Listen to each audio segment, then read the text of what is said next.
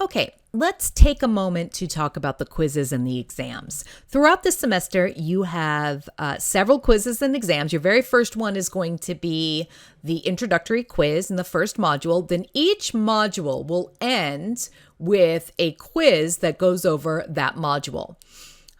After a few modules, 2 or 3 or so, you'll have an exam, and then you'll have a final exam that covers the entire semester. It's a cumulative exam.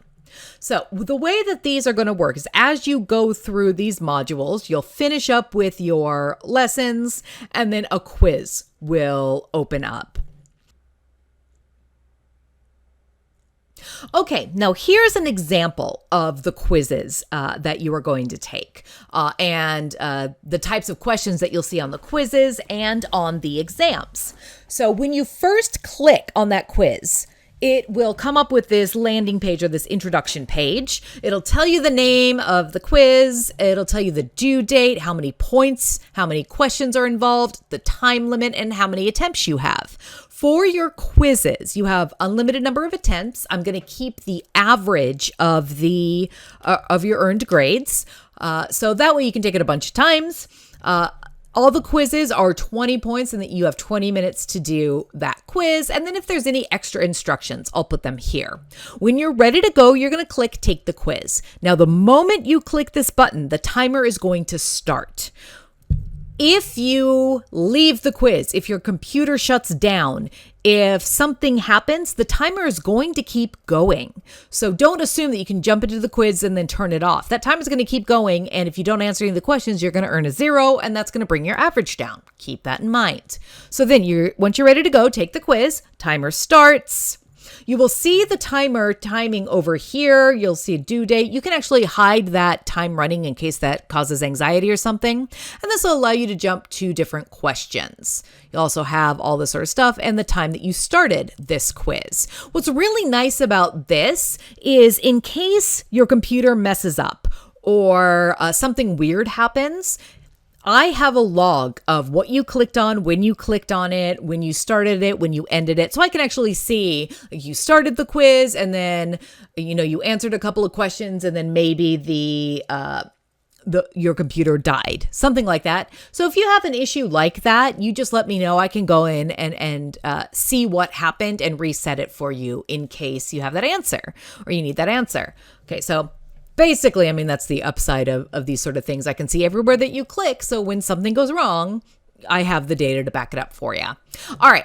Now, this is what the quiz or the exams are going to look like. You'll notice that this first question here is your multiple choice question. This is what you'll see on the quizzes. So let's see. What is the best way to kill zombies? Shotgun blast to the head. Of course it is. So you just click the correct radio button right there. Now, this is what a fill-in question looks like. Whenever you see a fill-in question, the number of words is going to be the number of blanks that you see. So each blank should have one single word in it. Do not put more than one word. One word per blank. If I want more than one word, I'll put more than one blank. So keep that in mind when you are taking these questions. If you put more than one word in a blank, you're going to get it wrong. You've been warned. Be ready. Okay, so in this answer, let's see. This is what a fill-in question looks like. Let's put the word done to get that right. Done. All right. Now, this is what I mean by multiple blanks. So there will be times when I ask you for, say, the genus and species of something or 2 separate words or something like that. I will have one blank per word. So let's answer this question. What are the 2 best Resident Evil games? They are Resident Evil 1 because it's the OG and Resident Evil 5 because it's got the best couch co-op. Now, if I'm asking for numbers like this, I will usually make it very, very clear. Well, I say put numerals or spell out the numbers or whatever I want. I try to be as clear as possible on these quizzes. So keep that in mind as well. So I'm just going to fill in the correct numbers. And then finally, let's get this one wrong so you see what one looks like. So here's the correct answer. Let's do this one. Okay.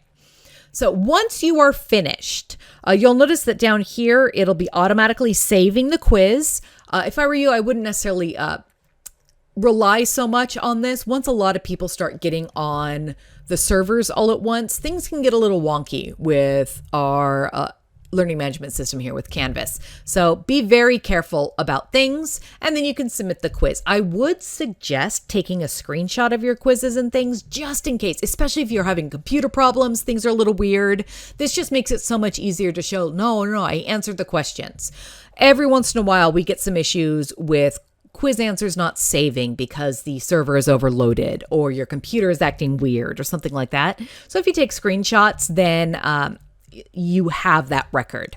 Now, in order to actually turn the quiz in, you must submit the quiz. Do not rely on the time running out. Don't rely on anything. It will hopefully submit once the time runs out automatically, but don't rely on that. Always click submit so you can make sure that you actually got your answers in there.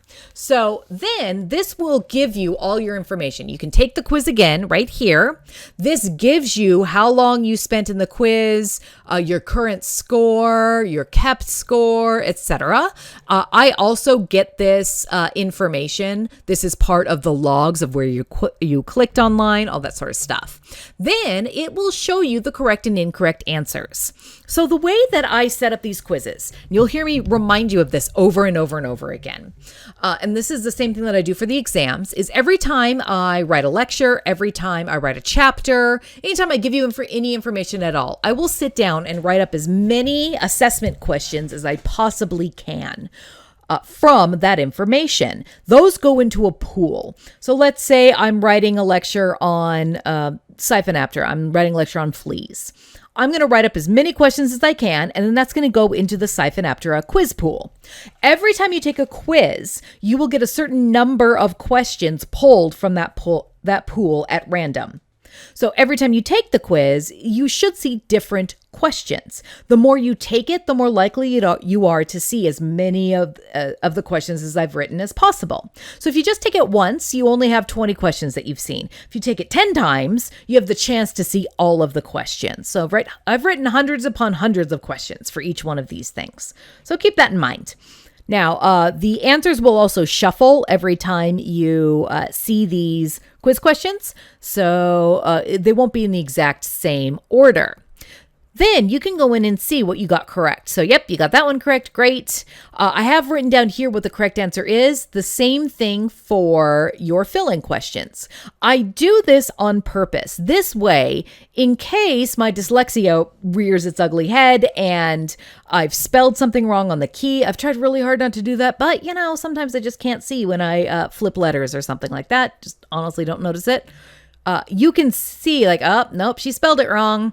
I might have more than one correct answer. This tends to happen if, say, I spelled something wrong in the textbook and then asked you about that on the quiz. I have the misspelling and the correct spelling on there just in case you were copying and pasting. But sometimes I miss that. So if you got it correct and you did, and the correct answer shows wrong, all you need to do is give me a screenshot of this and send it to me and I will fix it for you. I'm not trying to trick you on this. It's just an honest mistake.